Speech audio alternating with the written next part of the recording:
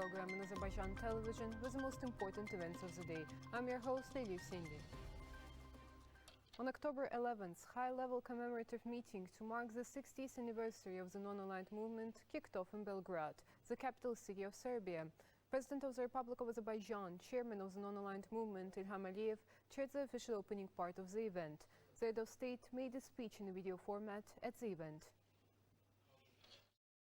President İlham greeted the participants of high-level commemorative meeting to mark the 60th anniversary of the non-aligned movement as the chair of the NAM and co-host of this event jointly organized by Azerbaijan and Serbia, and said that the agenda of the meeting was adopted.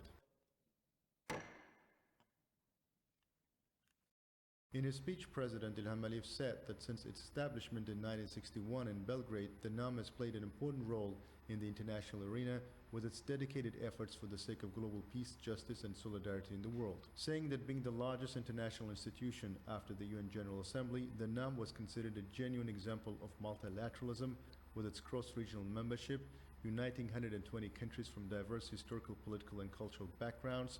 The head of state emphasized that the historical Bandung principles, such as the respect for the sovereignty and territorial integrity, refraining from acts of aggression and the non-interference in the internal affairs, lied at the core of the NAM. Underlining that Azerbaijan decided to join the NAM family in 2011, the head of state stressed that in a short time, Azerbaijan gained great confidence and esteem among the member states of the movement, and with the unanimous decision of the NAM leaders of 2016, Azerbaijan was elected as the chair of the NAM for the period of 2019-2022. He noted that the 18th summit of the NAM was successfully held in Baku in 2018 and added that Azerbaijan initiated and held the NAM Online Summit at the level of heads of state and government in May 2020. In addition, in December of 2020, our country organized a special session of the UN General Assembly in response to coronavirus at the level of the heads of state and government. Azerbaijan also made voluntary financial contributions to the World Health Organization in the amount of $10 million, provided direct financial and humanitarian assistance to more than 30 countries. More than 150,000 doses of the COVID-19 vaccine have been donated by Azerbaijan to 4 countries free of charge. In his speech, President İlham also underlined that Azerbaijani army conducted a counter-offensive operation against large-scale military attack launched by Armenia on September 27th and liberated its occupied territories. Totally defeated in the course of the 44-day patriotic war, Armenia had to sign an act of capitulation. Azerbaijan by itself ensured the implementation of the UN Security Council resolutions, resolved the 30-year-long conflict, and restored its territorial integrity and historical justice by military political means. The Nagorno-Karabakh conflict is left in the past. The support of 7 NAM countries as non-permanent members of the UN Security Council during the patriotic war was of great value for us. They did not allow the UN Security Council to be misguided with the adoption of a one-sided press statement, neglecting the UN Security Council resolutions of 1993, said the president, and added that during the time of occupation, Armenia deliberately destroyed cities and villages, all cultural and religious sites of Azerbaijan in the occupied territories. The other side noted that this year, the unanimous decision of the member states of the movement to extend Azerbaijan's chairmanship for 1 more year until late 2023 was highly appreciated as the sign of recognition of Azerbaijan's successful and effective steering of the movement. In the end, the head of state noted that Azerbaijan, as the chair of the NAM, will spare no effort to further strengthen the NAM's role in addressing global challenges in the international relations and defend justice, international law, and the legitimate interests of the NAM member states. Then, President of Serbia, Aleksandar Vučić, took the floor. He thanked our head of state for his engagement in the organization of the summit. President of the 76th session of the UN General Assembly, Abdullah Shahid, and UN Under-Secretary General Miroslav Jenča thanked Azerbaijan and Serbia for the organization of the event. A special video address of the UN Secretary General Antonio Guterres to the participants of the event was displayed. Then, a video clip dedicated to the first NAM summit held 60 years ago in Belgrade was screened. President of Ghana, Nana Addo Dankwo Akufo-Addo, member of the presidency of Bosnia and Herzegovina, Milorad Dodik, Prime Minister of People's Democratic Republic of Algeria, Aymen Ben Abderrahmanen, said that the meeting was a very good platform for the discussion of very important issues. Russian Minister of Foreign Affairs Sergei Lavrov expresses gratitude to member countries for the unanimous decision to grant Russia status of an observer country within NAM and presented the address of the President of Russia, Vladimir Putin. Afterwards, Minister of Foreign Affairs of Turkey, Mevlut Çavuşoğlu, took the floor and extended the greetings of the Turkish head of state to the participants of the event. In conclusion, President İlham noted that the meeting will continue according to the program of the event. A meeting of the Azerbaijani Foreign Minister Ceyhun Bayramov with Turkish Foreign Minister Mevlut Çavuşoğlu took place within the high-level event of the non-aligned movement held in Belgrade on the occasion of the 60th anniversary of the movement. The ministers exchanged views on a number of issues on the agenda of bilateral cooperation, as well as the current situation in the region. The foreign ministers of the two countries also discussed issues of cooperation within the framework of international organizations. Measures on persecution of Armenia on the international level are ongoing. This was conveyed in the statement of the General Prosecutor's Office disseminated in connection with the anniversary of yet another missile shelling of Ganja by Armenian armed forces during the Second Karabakh War. We respectfully honor the memory of our compatriots who were killed as a result of Ganja shelling by heavy artillery, read the statement.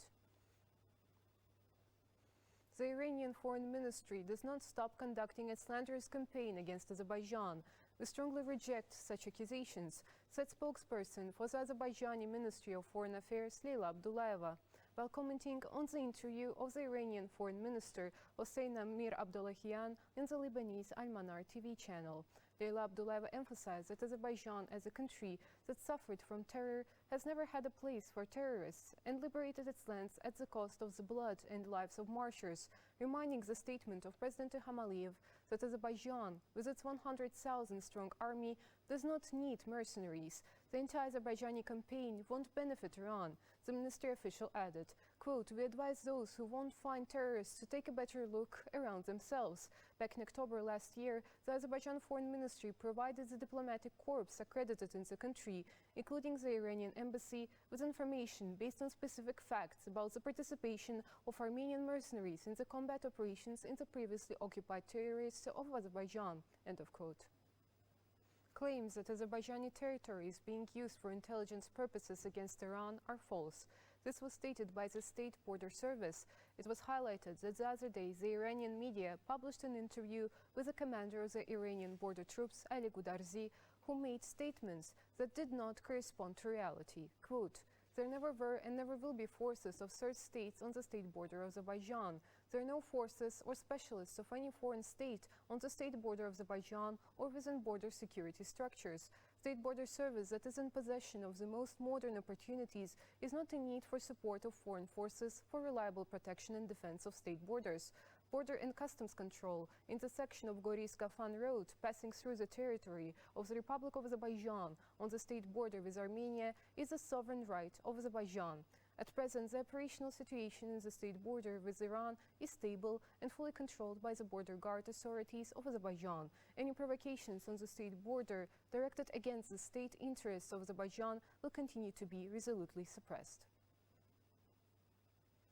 Another yard renovated by Idea Public Union within the framework of the One Yard project aimed at improving the yards in need of repair has been put into operation. Vice President of the Heydar Aliyev Foundation, founder and head of the Idea Public Union, Leyla Aliyeva, attended the opening of the yard and mass planting. The renovated yard covers the buildings that accommodate nearly 2,300 residents at Mazahir Rustamov Street of Khatay district. After getting acquainted with the conditions, the founder and head of the Idea Public Union, Leyla Aliyeva, planted trees with the residents.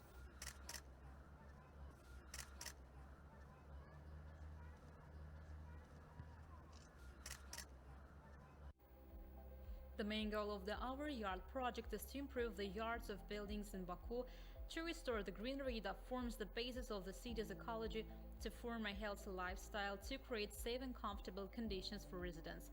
Various sports facilities, including a football field, children's playgrounds, and a bicycle path was led for leisure activities of people of all ages.